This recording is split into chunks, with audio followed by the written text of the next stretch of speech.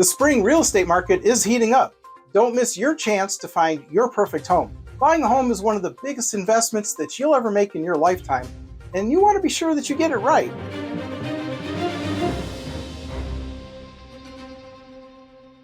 Hi, I'm 40-year real estate expert Richard Freedkin, Realtor with eXp Realty.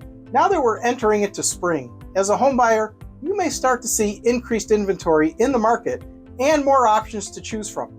Although there are still some headwinds as sellers are not anxious to give up their current low 30-year fixed rate mortgages.